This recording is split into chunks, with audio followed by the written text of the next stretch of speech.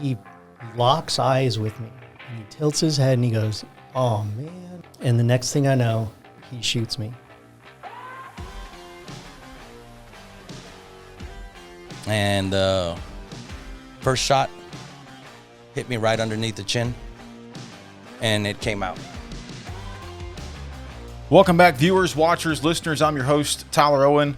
I hope you and your families had a wonderful Independence Day and celebrated with friends and families and those that worked. I hope it was a quiet one for you guys and gals. This episode is going to be a little bit different. We're going to reflect back on some absolute amazing guests and prior guests that we've had on that have included some Tmpa staff and board of directors. And we've got just absolute heroes that walk among us. And so we wanted to highlight these heroes within the Tmpa family. And so this episode is going to highlight them. And by the way, this will be upcoming to our 75th episode, which will be debuted next week. So stay tuned for that. But again, the successes of this podcast are thanks to you. So on behalf of the Blue Grit team, me and Clint and Tmpa, we want to thank you so much for tuning in every single week and listening to these absolutely incredible stories. And man, what a ride it's been. We've been named Texas's #1 law enforcement podcast here recently, and it's an honor. And we share that with you. So without further ado, we're going to hear from, again, some prior heroes: Victor Avila, Vice President Ken Gardner, Joey Sepulveda, and David Kurylowicz about their heroic instances here on the Blue Grit. You guys take care, stay safe. We are going to look forward to seeing everyone at the joint Tmpa Texas FOP conference. We hope to see you there. It's very much kid-friendly. If you haven't checked that out, visit tmpa.org and get signed up. God bless you, and as always, may God bless Texas. And I'm like, just let them go. They're going like 90 plus. I told Jaime to keep it between 70, 72 miles an hour. And I said, just let them go. Who knows who the hell that is, right? And they're flying. But before you knew it, we come up on them. They had slowed down to about 20, 25 miles an hour, blocking the two lanes. So we're on the far right lane, and we come up on them, and immediately they start trying to force us to pull over. And I tell Jaime, no, don't, go. And he tries to evade them, and they reposition themselves. And the second time, the SUV next to him, they lower the windows and pull out AK-47s, and these guys are yelling at the top of the lungs to pull over, stop, pull over. And I tell Jaime no, and they're literally almost crashing us window to, mirror to mirror. And then the front vehicle is slamming on the brakes, so they're doing a rolling roadblock on us, which we would train to do at the academy. And they eventually do a force off to the right shoulder, and we come to a complete stop. And about 8 of them come out and do a semicircle in front of us of the Suburban with long guns. And they're all shouting and screaming, and we immediately put our hands up. One of them, the main guy of that, what they call a staka or their cell, right, has a handgun. He comes over to Jaime's door and opens the door. I literally swung it open, and he could tell that he was even surprised because they kind of yanked on it thinking it wasn't going to open, and it swung open, and Jaime grabbed it in the industrial handle and slams it right back shut. Damn. And what I saw from my passenger seat is the guy just standing with a handgun like this. It swung up and then swung right back down and shut down. And then we start hitting those lock buttons. Well, during those buttons, then the window buttons and the lock buttons are next to each other. My window lowered about 2 inches without us knowing. And this whole time we have our hands up. I'm yelling at the guys, we're Americans. You're confusing us. Whoever you think we are, we're not who you think we are. We're U.S. diplomats. We're from the U.S. Embassy. This is a diplomatic vehicle. Look at the plates.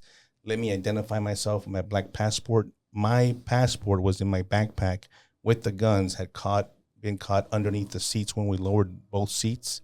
Oh, shit. And so I never had access to my weapons. And so gladly, because if I would have shown a weapon, I wouldn't be here for sure. To tell you the truth, a lot of people that, well, you showed I never showed anything. I wanted to show my passport. That's what I wanted to show them and identify myself. So when you're telling them all this in Spanish, it's all in Spanish. Is it registering with them, or do they just not care who you are? It's not registering. It did register because later on they testified about it, but they have evil in their eyes. I'd never seen a a focus of evil. They wanted us dead, and it took a while because the guy by the door, when we weren't complying, and now they're yanking on the doors and they're locked, and he sets off a few rounds, boom, boom, boom, by the front tire area by Jaime's side. And I even told Jaime, did he fucking shoot at the, it took a second to me to realize that shots were fired. Oh, this shit's real. Shit's real. He shot. Yeah. And he says, yeah, he shot. And I said, oh shit. And I mean, he never said a word to them. I was just yelling and screaming over and over. We're Americans. U.S. diplomats, U.S. embassy employees, blah, blah, blah, blah, over and over. Get out, open the door with, F in this. Get the fuck out, open the door, get out. And so I mean, no, don't get out. And then he came to the front because he realized I was the one communicating. So he came around the Suburban to the front. And during that time, 2 of the shooters came to my window. And before you knew it, boom, they put a AK-47 to that gap and a handgun. And oh shit. And I just backed up kind of to the post. Now remember, the whole back is full of boxes. So we couldn't jump to the back. And I immediately posted myself like this and raised the window, and it raised it and caught the barrels of both guns. And I see them wiggling, especially the guy with the AK is wiggling it, and the guy with the handgun is wiggling it because it's caught in between the window. And these are very thick armored windows, right? And so they're wiggling it, and without notice, they open fire into the cabin. And so I'm like this, and the first thing to go is my hearing.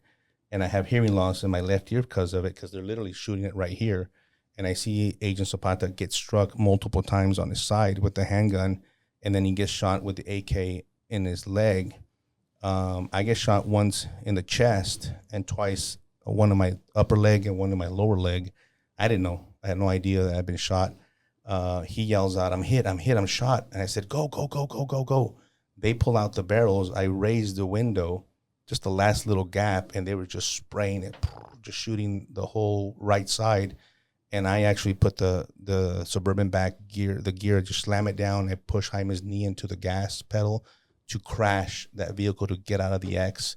But Jaime becomes unresponsive, and the Suburban rolls into the median. So from the far right shoulder, crosses the highway, and then I try to get it back on to Highway 57, but the tires are flat. They're shooting this whole time at it. And,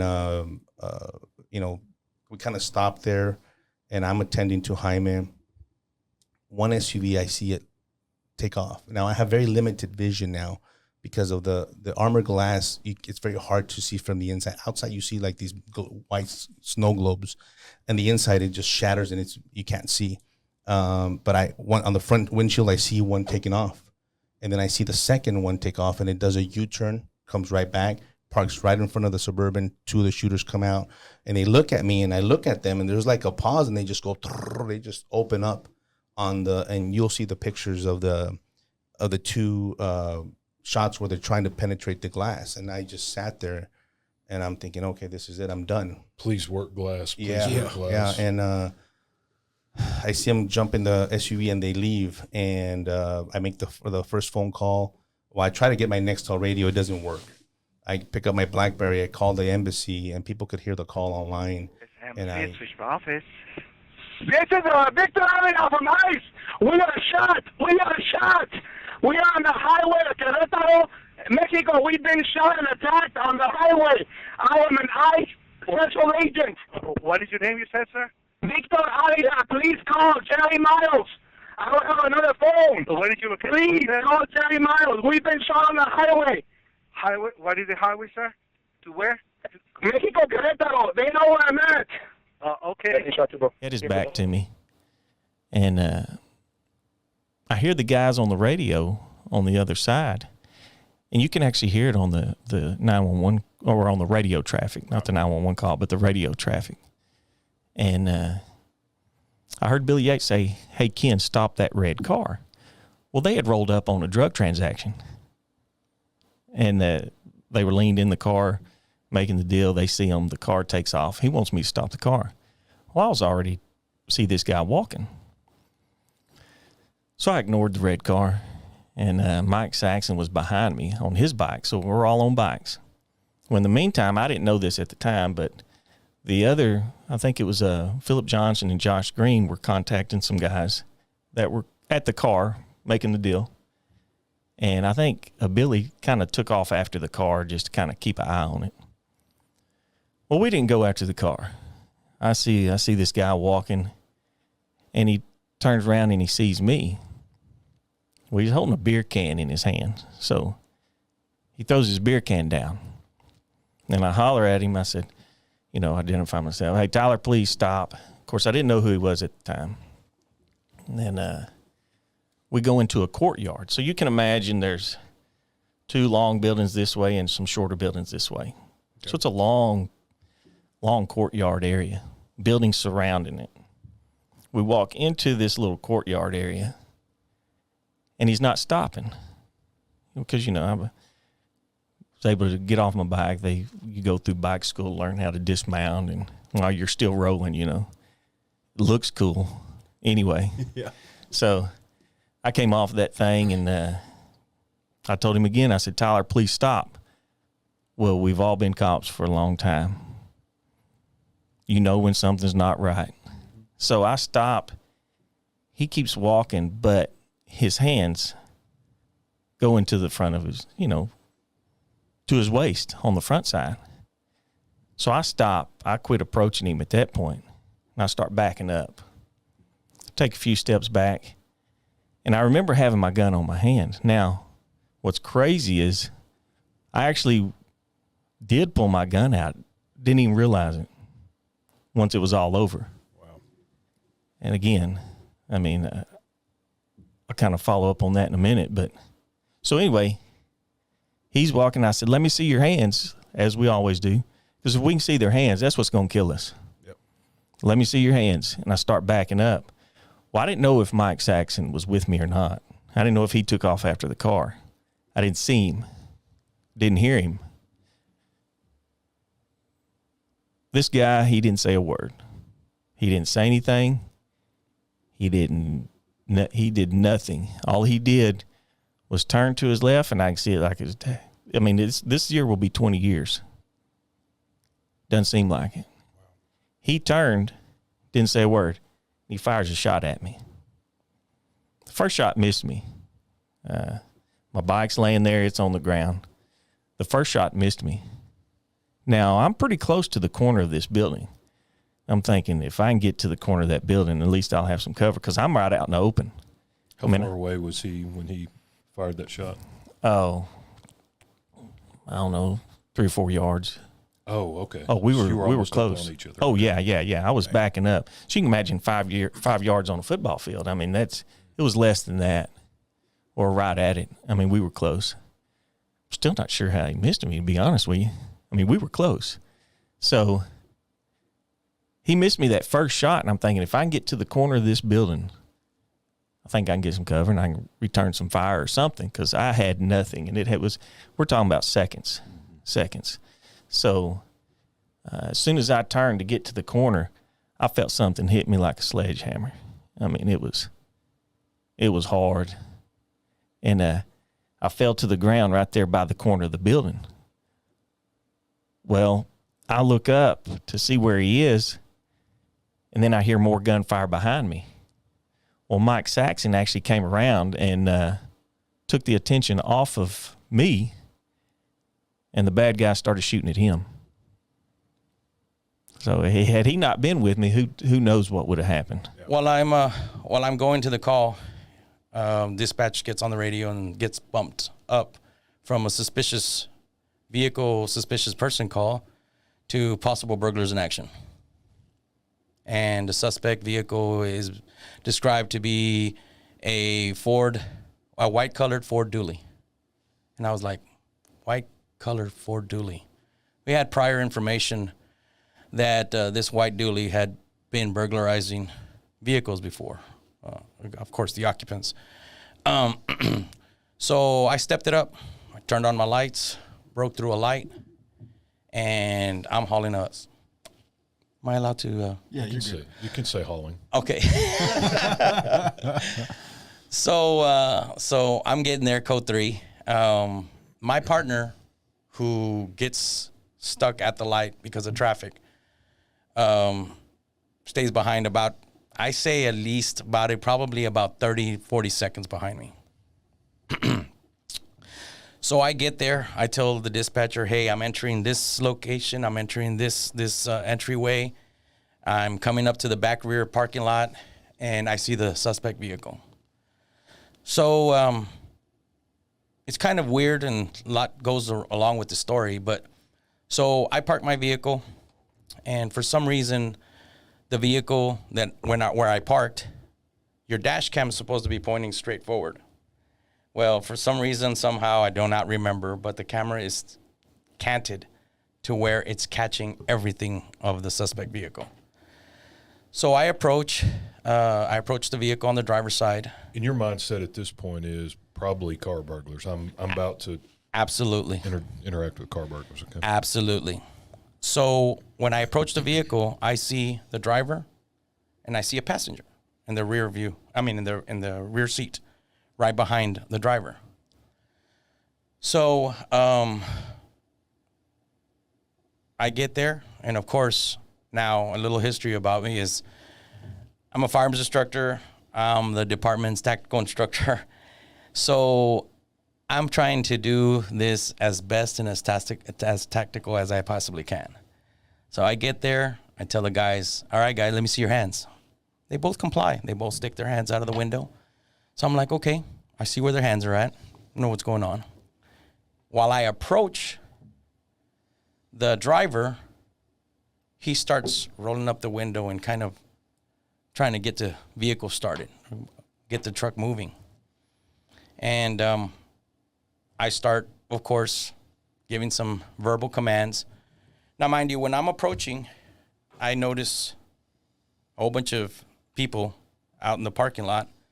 I remember very clearly that I see a husband, I see a wife, and I see them with a hamper full of clothes, doing laundry. And if I'm not mistaken, the mom was pushing a stroller. So I'm like, okay, I've got civilians out here. So once the driver starts making evasive movements, and I take out my taser. Now, I will tell you, the old Joey back in the day, that taser wouldn't come out. It would have been my gun. But you know how the things that we have to go through in law enforcement nowadays is, okay, if I take out my weapon now, here comes the cameras. Yeah, the progression. Yeah. Here goes, oh, look at the cop being aggressive with, showing off his gun. So anyways, I approach the driver with my taser, and he starts making movements to try to get away. And I tell the driver, don't do it. So I lose focus on the subject in the back seat. I get tunnel vision and focus on the driver. Are you at the rear of the vehicle, or are you I'm at the driver. Yeah. Well, yeah. So when I'm approaching in an angle from the rear and going up to the driver. But you're at the driver window right now. But I'm at the driver window. So it's a dually. So I get up on the step, the side step, and I start kind of getting into a physical altercation with the driver. He's backing up because I'm showing him the taser. Of course, he's got a little red dot on him. He knows what's about to happen. I lose focus on the rear passenger. So all I see is his hands come up. As I see his hands come up, I take a real quick glance over, and it's a barrel. And all I hear is a pop. And the first shot hit me right underneath the chin, and it came out my neck. So at that point in time, the first thing that came out of that came to my head was like, this SOB just shot me. So I'm backing up. I throw my taser. I don't even holster it. I throw it on the ground. I'm reaching for my gun. And I can't tell you how many pops I heard, but I heard pops. And he's still in the back left seat. Yes. Firing out the window. He's firing out the window. So from later on finding out, I take a shot and it hits my trauma vest. So it spins me in an angle because he double taps, and the second one goes through my shoulder, comes out my back. Your earphone. But they were stupidly expensive, and they didn't really work that well. They were just coming out. So I had my radio clipped to my shirt, or the microphone, I guess, clipped to my shirt there. So everything that my partner said over the radio, you can hear it coming out of the radio. And I remember thinking to myself when my partner got on the radio and he said that, I remember going, feeling that relief, like, oh, Tony knows I'm not good with this guy. And Tony knows something's up, that we have that connection, your partner, just that connection you have with your partner. Mm-hmm. And I remember having that relief almost that Tony's in tune, he knows. And right when he said that, we need a sergeant and another unit, Peter, the bad guy, was standing in front of me, and like I said, we were close. He locks eyes with me, and he tilts his head, and he goes, "Oh, man." And the next thing I know, everything goes into slow motion. Everything. Like Matrix, just... The door starts to open, and I see a handgun right behind the door, and the bad guy's going for it. And I see it, and I yell, "Gun, gun, gun, gun, don't do it, don't do it, don't do it." And I'm grabbing my vest, and I'm pulling my gun out, and he shoots me. And that started this gunfight for just under 3 minutes. Do you know where the first round? I got struck 4 times. So I got hit right in the chest, and the bullet came in right where my radio microphone was clipped to my shirt, and it had blew out the back of the microphone, but screwed up the wires to where it made my microphone broadcast everything. Oh, really? It made it a hot mic. Yeah, so my microphone recorded the entire shooting. Wow. So you can hear the entire thing. You can hear me getting shot. I took a round to my chest. I took 2 rounds to my lower abdomen. Your vest, right where your vest sits at the bottom, the bullet hit the bottom of my vest, and it caught the bullet just enough to where it curled. When it went in, it curled it, and instead of going straight through, it shot up into my abdomen. So it changed the trajectory from going straight to going up in and up. And then the 3rd round went below my vest, and just, that little freaking half-inch gap between your vest and your belt? Yeah. Well, some of us, that gap's a little bigger. Yeah. I have a big gap now. But that round punched right through there. Wow. And that one went all the way through, hit my hip bone, and blew out my back. So I later found out that I had a hole if you hold your hand up, I had a hole about the size of my hand coming out my back on my left side. And it's about a 40-foot driveway, and I've got 10-foot cones on top of that approach there, kind of blocking the driveway with about a 10-foot opening. I'm standing on if you're standing in the parking lot looking at the street, I'm standing on the left side of the driveway. And like I said, been there most of the day. And this little black car comes up and pulls partially into the driveway and stays from partially your left to right. Yeah, coming from my left to my right, going down the street, and partially in the driveway, partially still in the street, and pulls all the way to the other side of the driveway and comes to a stop kind of abruptly. And I thought, that's weird. And Can't see inside the car. no, I can't see anything, and it's not dark. It's just I just can't see in the car, and it's a little 2-door car. So they pull up. So I'm watching this car, and here's an interesting tidbit. The security guard that was with me, he's seeing the exact same thing, right?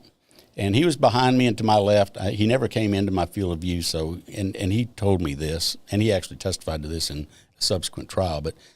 Anyway, he told me, he said he saw the same thing that I was seeing, and he just assumed it was somebody going to ask directions or ask a question or something like that.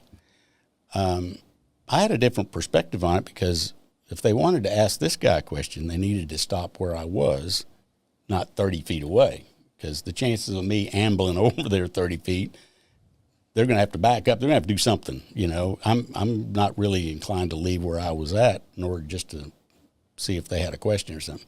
But the security guard says he's walking toward the car. So here's a difference in perspective already, right? The next thing that happens is both doors of the car open simultaneously, and I can see the passenger side clearly.